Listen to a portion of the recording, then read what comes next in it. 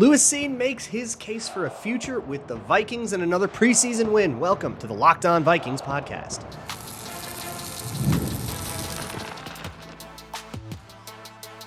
You are Locked On Vikings, your daily Minnesota Vikings podcast, part of the Locked On Podcast Network, your team every day.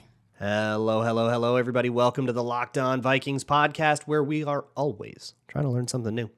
It's part of the Locked On Podcast Network, your team every day. Thank you so much for making Locked On Vikings your first listen of the day, each and every day. I appreciate you all so very much, those of you who have stuck around all summer, sticking around through the preseason. Looking forward to spending the season with you. If you are new here, hello and welcome.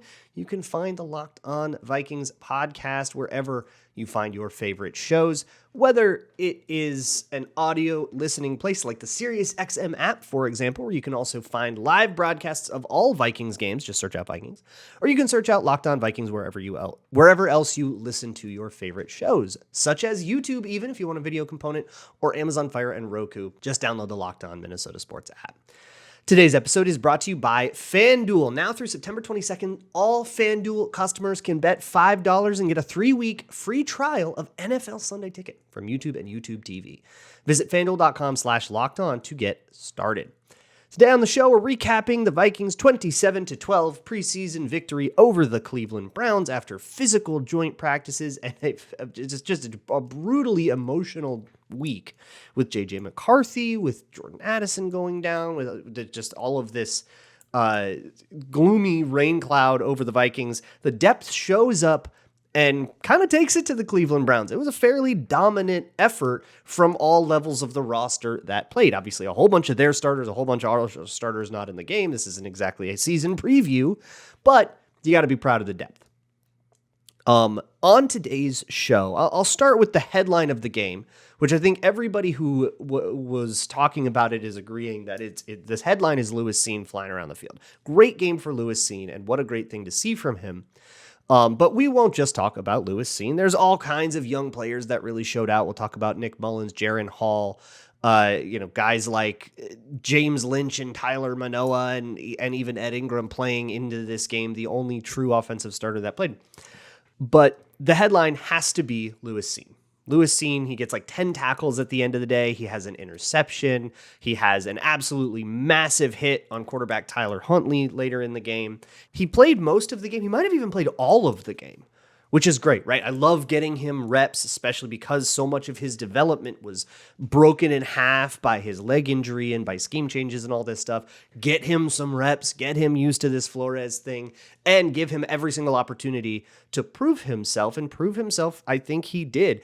And it's interesting. It's kind of like last week, the way I felt about J.J. McCarthy, where the highlight plays aren't necessarily the things you learn the most from. And it's really the ho-hum, the tackle in the flat, the reasonable run fill from the alley where you weren't the first guy to get there because you're the safety, but you got in, you were there when you were supposed to be, and a linebacker just also did his job. Those are the plays that I think you learn from. But really, maybe the highlight for Lewis Cine was a tip drill interception. Dallas Gant tips the ball up. I believe Andre Carter was on the pressure on that one. And forced a sort of errant throw, forced a little bit of a rushed throw. Dallas Gant was in on it, gets a hand in there. The tight end ends up dropping it, and it tips up off the drop, and Lewis Cine is there for the interception. Maybe could have gotten up and run a little bit, but it ends up being a little more conservative about it. But that's kind of his big, and everybody's like, oh my God, yay, Lewis Cine. There's a sack that he got, which was off of a well-timed but ultimately unblocked blitz where he just got to absolutely light up the quarterback. He got 2 really big hits on Huntley, and I think the hit on Huntley where his helmet came off was my favorite Cine play of the day. If you see the highlight of it and you didn't watch the game, by the way, you'll see the flag thing come up. That flag was not on Cine. That was a flag on the new linebacker that showed up, a former Brown named Jordan Kunicic, who had a day to forget, I thought. It was a defensive holding on him. So that flag is that hit was not flagged, and it was about as clean as you can get on a light up the QB hit. Huntley way late with the slide. So we can, you're allowed to light him up, right? No need to pull up on that one, and did a really great job of getting his head to the side, keeping his helmet out of the tackle, all shoulder to shoulder, and then it's just like hard contact. So that was great, but also what led to it, right? That was an alley fill, and that's what safeties need to do when they're coming from depth.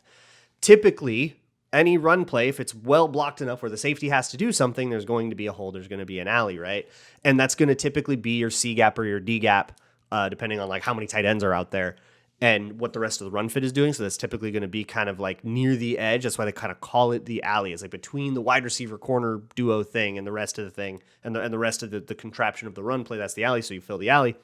And just getting up there, triggering downhill and going and making a play, making a good tackle. Remember, if you've been listening to this show, if you're an everydayer, you know that my thing with Lewis Cine has been tackling. It's always been tackling. And he tackled very, very well. The only missed tackle that he had that I saw, maybe I missed one, but the only missed tackle that I had was on another Dallas Gant tip drill, which, hey, if I had a nickel for every time, I wouldn't be rich, but it's weird that it happened twice. Dallas Gant had another ball in there, tipped the ball up, but this time a Brown caught it. And that's just kind of luck of the draw. And that messes up the angles, and it was wet, and it was slippery, and Cine kind of came in too low and just sort of like fell down and didn't really get a good tackle there.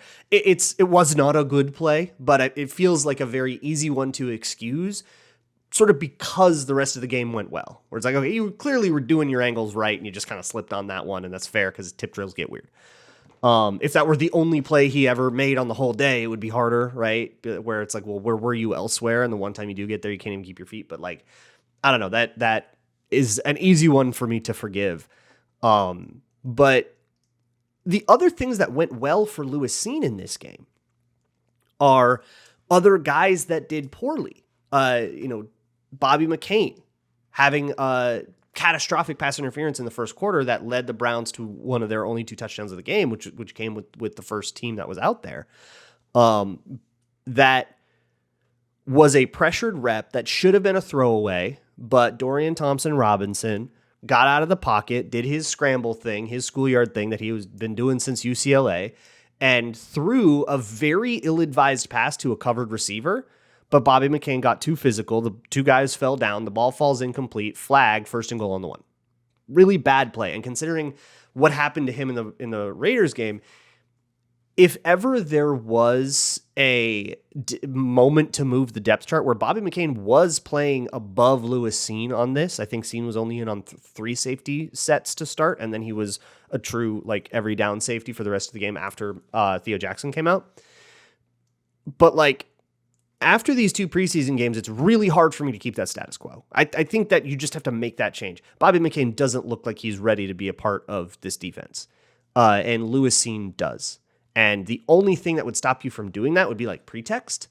And that feels fairly unfair. So I would probably make that move.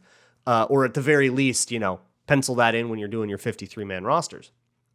But it wasn't just Lewis Cine. Dwight McGlothern had a great day with not only a sort of a gift of an interception from Huntley where the ball, it honestly looked like the ball slipped out of his hands. It was wet. It was rainy. So again, it kind of could be understandable, or it was just a really bad throw. But either way, thing lands right in his lap, right on the 1. He falls down catching it and then has the wherewithal to get up, awareness to go and try to house that thing. Gets tackled out at about the 9 by Huntley, where he maybe could have turned on the jets and housed that thing, but instead he kind of stops up and tries to cut it back inside and he gets tackled. But either way, a phenomenal play for him. And again, probably not his best day, his best play on the day either. In that it was a gift of an interception. We take those, right? We catch those. We don't apologize for it. But there are other plays that he made that I liked better. Pass breakups on crossing routes that are really, really hard to cover that he was running with. So I think he made I think McGlothern has genuinely made a staked a claim to the roster. And he's really made the Vikings jobs hard in terms of who that like 6th-ish cornerback is. And I think he's really made a case for himself to be on the true 53, forget the practice squad. Fabian Moreau, I thought, was also a standout on the secondary. And there are all kinds of other standouts in the trenches that I do want to spend a bunch of time on over the course of the week as well. So we've got a lot of other individual performances to talk about, not to mention just the general vibe of the game with Nick Mullins, Jaron Hall, one Matt Corral drive, who also he's a Viking. We got so much to get into, so stick around. Today's episode of Locked On Vikings is brought to you by eBay Motors, the best place to find anything that your car could possibly need or what you even want for, like an LED headlight or a roof rack, something cosmetic that can help you with whatever it is that your lifestyle is, right? Like if you need that thing to tie a bunch of stuff on it because you go camping a lot, you can find that at eBay Motors. Or if you just need something under the hood because you need that thing to get you to work every day, you can go to eBay Motors. Over 122 million parts for all kinds of makes and models. And with the eBay Guaranteed Fit, that part will fit your car the first time or your money back. So don't worry about, is this the right make and model? Is this the right, compatible part? eBay Motors has you covered there. Keep your ride or die alive at ebaymotors.com. Eligible items only. Exclusions apply. eBay Guaranteed Fit only available to U.S. customers. Thanks so much for making Locked On Vikings your first listen of the day on this here Sunday post-game thing. When you're done here, go check out Locked On Fantasy Football with Vinny Iyer. Go catch up on that, and you can also listen to that on Monday. Real quick, I guess call it a housekeeping note. This is, I'm just putting it up early, but this is the Monday show, so there won't be a show Monday. There's this show instead, and then back to Tuesday, we'll be back on things normally. But I just wanted to get this up a little bit faster because the game was on Saturday, and so I didn't wait for like the tape this week or whatever. But okay, so moving on with the recap here. It's all individual stuff because it's a preseason game, like the actual ebb and flow of the game nobody cares about. We're all just here for the individual performances. So here's a couple other performances that I really liked. Levi Drake Rodriguez really stood out. I think I might even do a Patreon on him. Sounds like that's the one that people want the most. Patreon.com/Luke Braun NFL, by the way, for me to break down more of that Lewis Cine stuff and then one on Levi Drake Rodriguez, who I haven't done at all on Patreon yet because I couldn't find college tape of him. But I thought he did a really good job. What is standing out to me about him is really quick hands for as big of a guy as he is. And what I'm going to be looking for when I really take a closer look at his tape is for weight control. That's something that's really important to me with defensive tackles.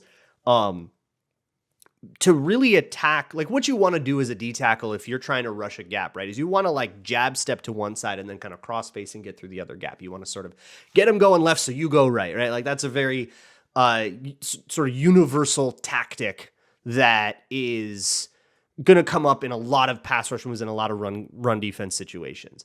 And to do that, you need a powerful attack on the fake side. You can't just jab step that because you probably don't have the quickness and agility that like an edge rusher has to do that. So you have to threaten with power. So you have to show them power on that side that you're not actually rushing through so that you force their hand. And if they're soft on you, right, if they call your bluff, then you can just go through that gap and you're just penetrating and you win. And so to do that, you need to be able to sort of get all of your weight on an attack on one side and then be able to nimbly shift your weight from the right side to the left or vice versa. And I want to look at that. If Levi Drake Rodriguez has that, and that's going to be what I focus on when I watch it. I'll circle back later in the week too on this. So if you're not a patron of mine, you can still see it. But also if you're not a patron of mine, you can just wait a week and watch the video. They all become free after the next game. So you can go watch a JJ McCarthy Raiders breakdown if you want to go cry. But if he has that mixed with the hands quickness, there's this really sustainable excitement. And you can win with that over and over and over again. And that turns into a very solid core and foundation for a developing player. If he doesn't have that, then it's like, okay, well, maybe he was just had quick hands on somebody's third team center and whatever, but we take those dubs, right? Great day for Levi Drake Rodriguez, no matter how you slice it. I got to shout out Taki Taimani, who I think had the best day on the whole D-line. Taki Taimani was a force to be reckoned with in this game. And he's been pretty good in 2 games in a row now.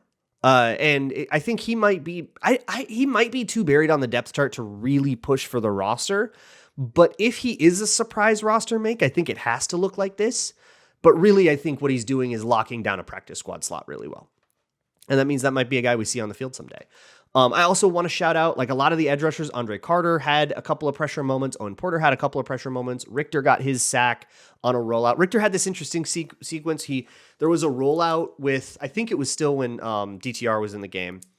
And there was a rollout where he got really bewildered by it. He kind of chased the running back. He sort of hesitated and he was too slow. And there was a wide open crosser that wasn't properly zone passed off. And it was this like big play over set up a 1st and goal. And then they called another rollout on the very next play. And that's where Richter got his sack. So you saw this like mistake. Okay, that's right. They do rollouts. I got to be more aggressive on that. And then literally the next play, he gets an opportunity to make good on that lesson learned, and he doesn't. You love to see that. That's development in real time, right? That's making a mistake, learning a lesson, and getting better. That's what the preseason is for, especially for these young guys. Like this D-line is humming. Like I feel like this is now the 2nd week in a row. I'm naming like 7 of the 9 D linemen. And that's becomes bad news for guys like Jaquelin Roy and James Lynch, who don't get as much, Jonah Williams as well. Now, I don't know if you're going to start cutting guys like Roy and Williams, who you already had penciled into the 53, for guys that did well against the 3rd team. I don't know if you're cutting 2nd teamers for guys that did well on the 3rd team.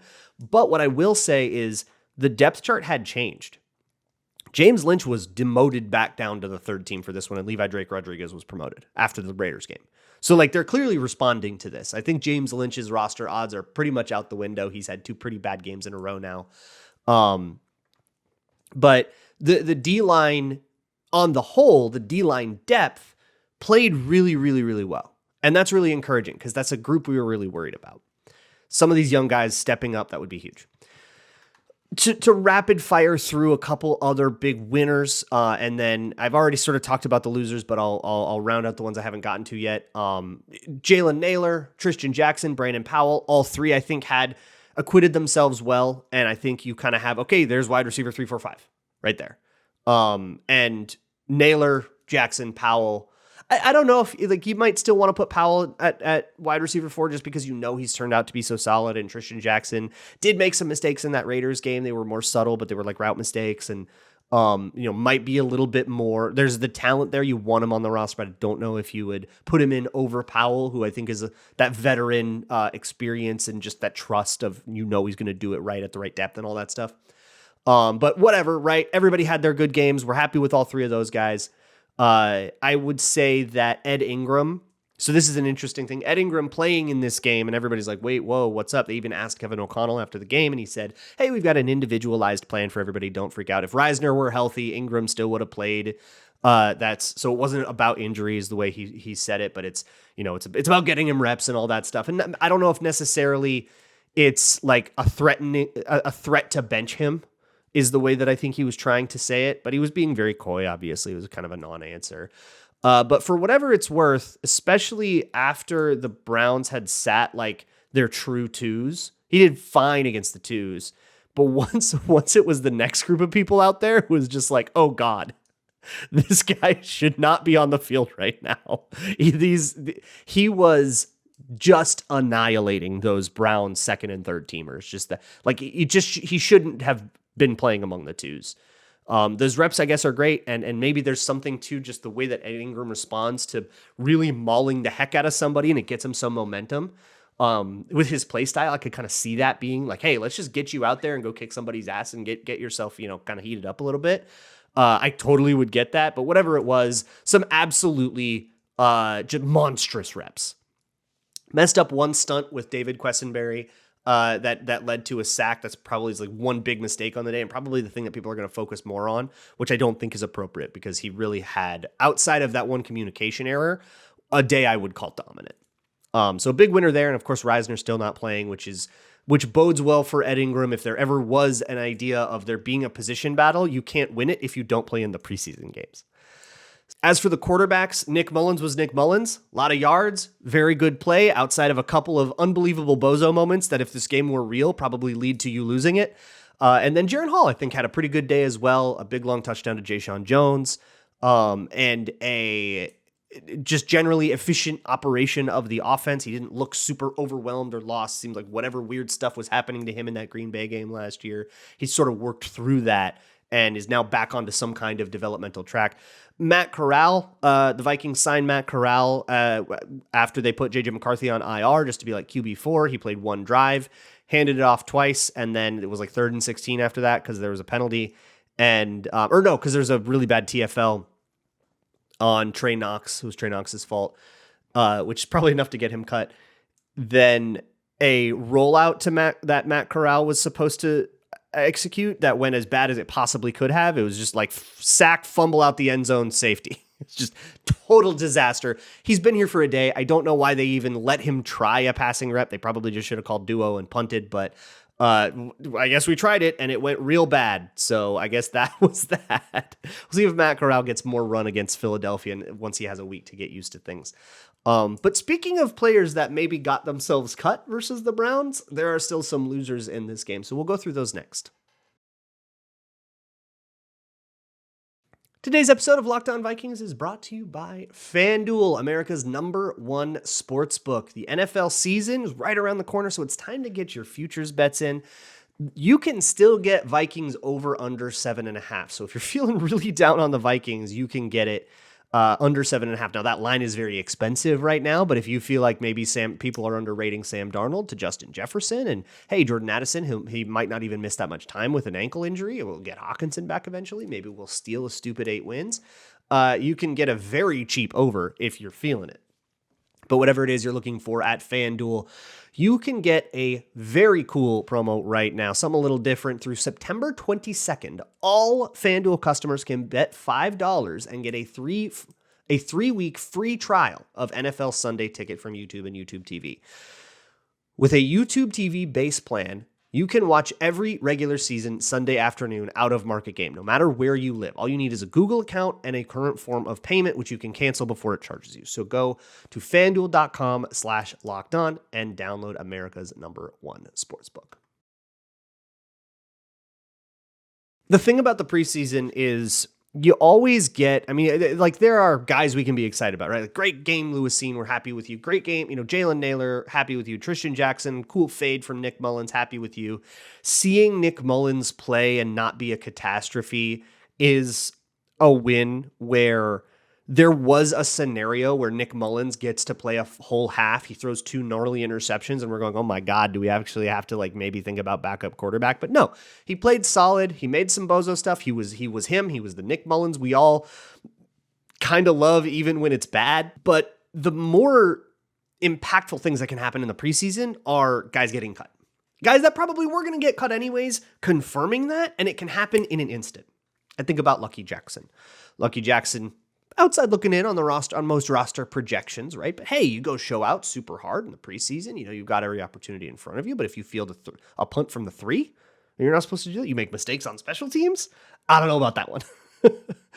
And then with Jayshon Jones knocking back a 75-yard touchdown on an absolute dot from Jaren Hall on the run. By the way, just beautiful rollout play, totally his BYU form. When that happens, juxtaposed with you, who could barely, you got another punt return, you got 2 punt returns and you went 1-1 on them. That's not good. That's the kind of thing that's okay, well, that's, you got cut there. I think about James Lynch, who you see him 6 yards down the field on a double team going, you kind of got smoked there. The kind of thing that gets you cut. Henry Bird, giving up a horrific sack, just getting smoked to the outside. No stunts, no communication, just you were 1-on-1 and you lost that bad. The kind of thing that gets you cut. Bobby McCain DPI, right? These are roster bubble players that when I think about going into the preseason going, well, what happens if he has a good preseason? Well, if he has a good preseason, Bobby McCain, he's a player with starting experience in Flores' scheme, right? Like, this guy could actually be a contributor. If he has a bad preseason, we're cutting him. We don't have any, commitment to him. We don't have any guaranteed money or anything like that we have to worry about. Like, it's, if you have a bad preseason, you don't make the team, right? And so we're kind of flittering toward that later, that latter outcome. And then here's an interesting one. Big loser of the day, Jay Ward. I don't know what we do with Jay Ward now. I think that Jay Ward, via special teams, is worth a roster spot just because he was an important contributor on all the special teams, and somebody's got to play those, right? And last year was safety 5 because of that. I think if you had both Cine and Ward dressed in the games, you probably would still put Ward over Cine, but they played next to each other on all the teams, so it's not clear. Like there wasn't a moment where you could put one in and not the other, where we could find out what they really felt about their depth chart. Like it was just those were the third team guys, right? But in games, Jay Ward dressed because he played special teams, and Lewis Cine didn't play special teams, so he was the sixth guy, and that was just like the difference maker there. But now he's not safety 5. He's not a safety at all. He has played corner this entire camp. After the Mekhi Blackmon injury, they moved Jay Ward to corner. And it seemed like they made that move with a little bit of permanence because he has not taken any safety reps at all. Like this is not, we're going to rotate you in. Maybe we'll try it for a couple days and then go back to safety for a couple days and we'll go with versatility for you. He's not doing the Josh Metellus thing where, you're lining up all over the place and you're playing a role. Bobby McCain has that role and has struggled in it. Theo Jackson does that kind of stuff sometimes.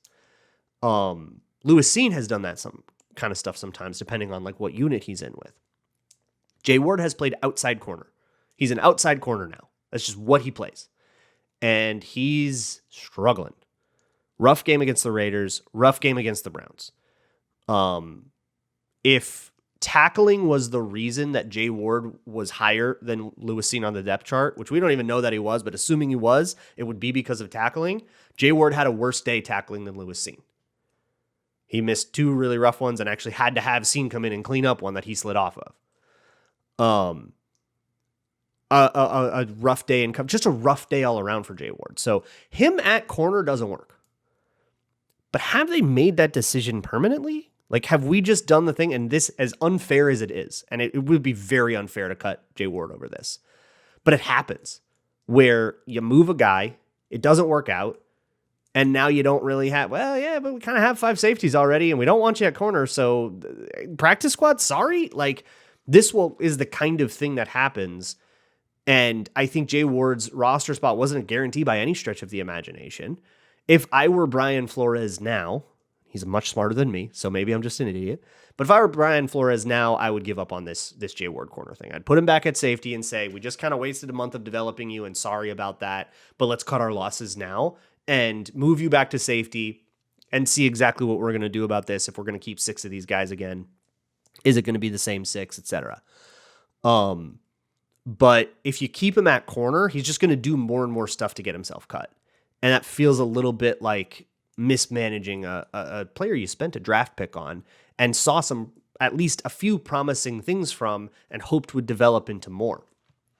Bottom line is, if I need a cornerback from depth, I'm putting him McLaughlin over Jay Ward every single time. And I'm certainly putting in, Shaq Griffin and Caleb Evans, Byron Murphy, Fabian Moreau over those guys. That puts Jay Ward at 6 already. And we haven't even started talking about, Nashawn Wright, who's new, Duke Shelley, who almost had the play of the game on special teams, forcing a fumble, almost recovering it. It went out of bounds. AJ Green, who made 3 really good plays in a row. All these guys outplaying Jay Ward. Which of these guys are you keeping? You're not keeping 7 of them, right?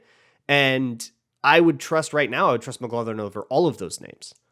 So I'm putting him 5th. Who's 6th? Who's 7th, right? Not to mention Najee Thompson coming back, hopefully, from the pup soon. He's aiming at the Philadelphia game. So that's, I think, the conundrum of the day. And it is fueled largely by the headline of the day, which is Lewis Cine having a good game. I'm going to dive into it more and tell you more about maybe what kinds of tangible improvements we can see, or was it just a lot of right place, right time? So I'll look into it. We'll talk on Tuesday. So think about your questions. Send them to me at lockedonvikingspodcast@gmail.com or in the Google form in the show notes, or I'll put out a call for that on Monday. But I will see you all for that. And as always, Skull.